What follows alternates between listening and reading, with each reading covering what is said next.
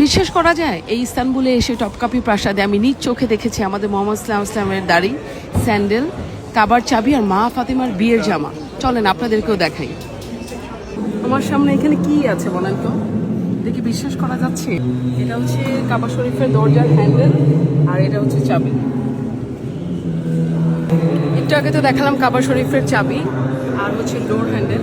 এখন দেখেন একদম প্রথম যে কাবা তো অনেকগুলোই হয়েছিল, তাই প্রথম যে কাবার সিলিং আর দেখেন সেই কাবার হচ্ছে কাবার পাথর এখানে, এই যে এটা দেখেন স্টোন ফ্র্যাগমেন্টস ফ্রম দ্য কাবার উপর একটা কালো কাপড় দেখিনি আমরা সবসময়, কালো কাপড় একটা ঝুলানো থাকে।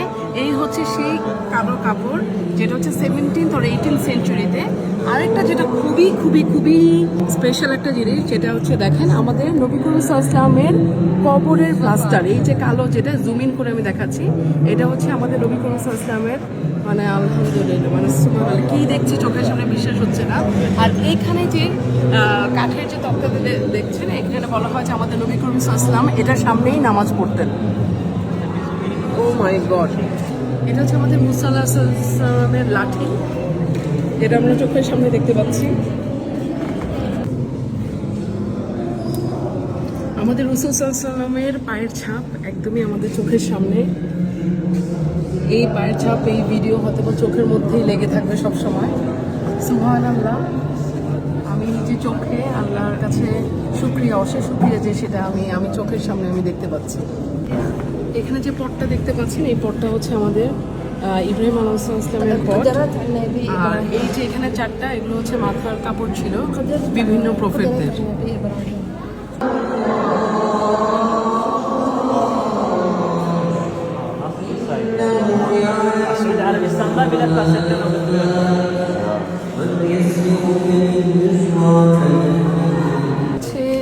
আমাদের নবী করিম সাল্লাল্লাহু আলাইহি ওয়াসাল্লামের কাপড় রাখা হতো এই বক্সের মধ্যে রাখা হয়েছে। এই বক্সের ভিতরে আছে, আমাদের চোখের সামনেই ভাসছে আমাদের নবী করিম সাল্লাল্লাহু আলাইহি ওয়াসাল্লামের কাপড়।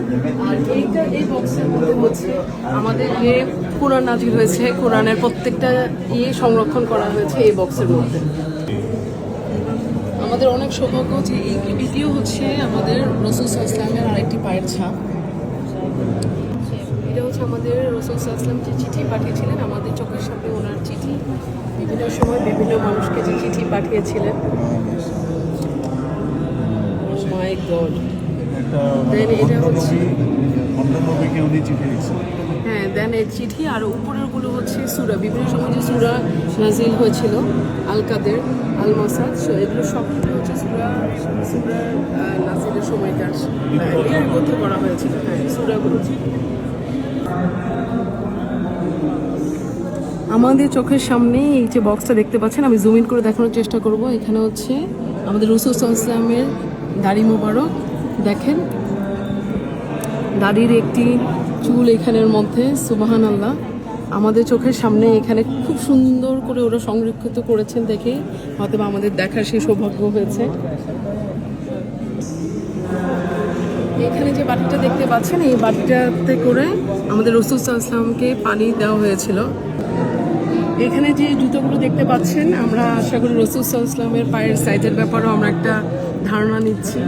এগুলো প্রত্যেকটাই ছিল সুবহানাল্লাহ ওনার জুতা, প্রত্যেকটাই। ও মাই গড, আমি চোখে বিশ্বাস করতে পারছি না, এতগুলো জুতা আমাদের চোখের সামনেই। আর উপরে দেখেন তলোয়ার এবং হচ্ছে আপনার তীর ধনুক, সবগুলোই হচ্ছে ওনার। এখানে প্রায় 6টার মতো তলোয়ার এবং হচ্ছে ধনুক দেওয়া। আর জুতাগুলো যা দেখেন তখনকার সময়ে এত পুরনো। আমাদের মা ফাতেমার বিয়ের কাপড় দেখেন, ওনার বিয়ের কাপড় কেমন ছিল।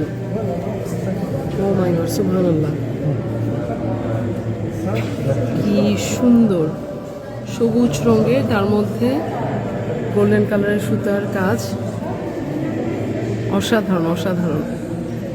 উপরেরটা হচ্ছে হযরত আলীর কাপড়। ও মাই গড, এটাও মা ফাতেমার কাপড়, এটা হচ্ছে মা ফাতেমার কাপড়।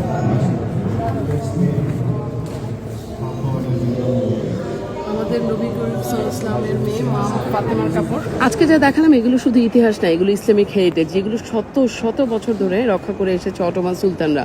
আশা করি আমার এই ভিডিওটা ভালো লেগেছে, অবশ্যই কমেন্ট করে জানাবেন।